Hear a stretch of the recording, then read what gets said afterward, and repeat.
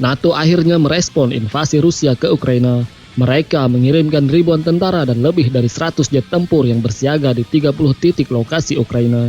Seperti yang dilansir AFP, Kepala NATO Jens Stoltenberg memberikan keterangan bahwa aliansi tersebut telah diterjunkan untuk memperkuat pertahanan Ukraina dari invasi Rusia.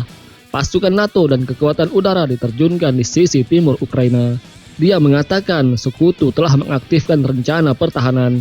Ribuan tentara NATO bahkan sudah bersiaga di darat, laut, dan udara. Ratusan ribu pasukan NATO dan Amerika Serikat siap terjun untuk membantu Ukraina melawan Rusia. Mereka telah mempersiapkan pasukannya jauh-jauh hari sebelum invasi Rusia ke Ukraina benar-benar terjadi.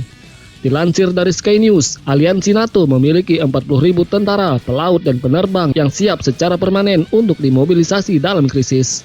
Pasukan Respon NATO atau NRF sekitar 8.500 tentara dalam status kewaspadaan tinggi untuk dikerahkan ke Eropa. Namun di sini NATO menegaskan tidak memiliki rencana untuk mengirim pasukan aliansinya langsung ke Ukraina yang bukan anggotanya. Namun pihaknya akan memperkuat sayap timur dan tenggara mereka dengan lebih banyak pasukan. Diketahui NRF merekrut para prajurit dan para wanita dari seluruh anggota aliansi NATO yang terdiri dari 30 negara.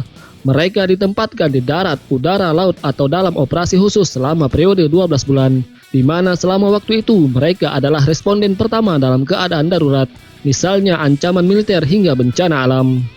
Sementara itu, satu persatu negara mulai mengirimkan bantuan ke Ukraina pasca serangan Rusia terjadi. Melansir Al Jazeera, Belanda akan mengirim senjata anti-tank ke Ukraina. Kementerian Pertahanan Negara Belanda lewat pernyataannya akan memasuk 500 senjata anti-tank dan 400 roket.